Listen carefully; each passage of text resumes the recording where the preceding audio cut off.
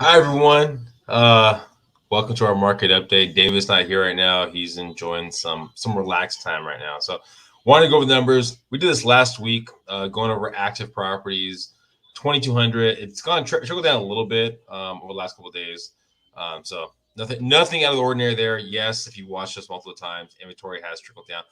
One thing that I did want to jump into before we get there. Was going over list of sold. So that's a really big thing. I think when people are looking to buy a property, is really trying to get an idea of where they should offer at. And if you've been watching for a while, you know that we were sitting at about 104 percent list of sold, and some places 105, and even farther up there. So here we go. So this is for attached list of sold. So for attached property, so condos, townhomes, row homes, properties like this, we were sitting at 103. We kind of dropped down to 101 of lists sold. Across the board, again, we were at close to 104, but now we're coming down to 101 roughly. Okay.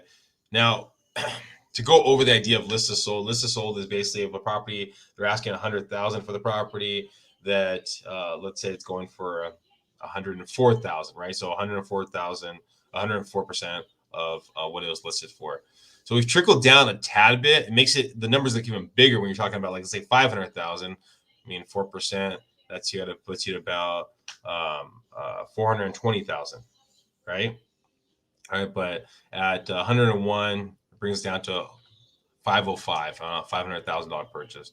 Now, detached, again, you would think that it's going to be up there again, where the high numbers 104 and getting close to 105, but it has trickled down to 101. So pretty much across the board, we're getting to 101% list to sold. Now you go, okay, well, probably the prices have gone up. Well, the one positive is the median home price did trickle down a little bit, went back up, but sitting fairly consistent. You know what I mean? At that 750 number, it went down a tad bit. Went down a tad bit last month or the month before that to last month. So just kind of going back to that, the median home price San Diego County. So that's at least somewhat nice. Days on market going upwards. So all these kind of factors you're kind of looking at, you're like, oh man, the market's kind of slowing down right there. Yet inventory is trickling down, and that's probably due to the holidays. That's probably a really big factor. Yet if you look at pending hasn't really dropped down as drastically as the active properties. Escrows could be taking a little longer too, so that's playing a factor in it. So some kind of positives to at least making it a little bit easier if you're putting an offer out there. Maybe not getting bombarded with multiple other offers if you're putting your offer out there. So something just to really think about when you're putting an offer out there. Now, something we try to do here fairly consistently is give you the ability, the chance to win. And before I do that, because I know how much David loves that,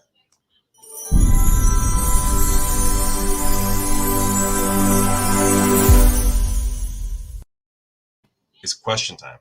All right. And David loves that so much. So this is the question for last week.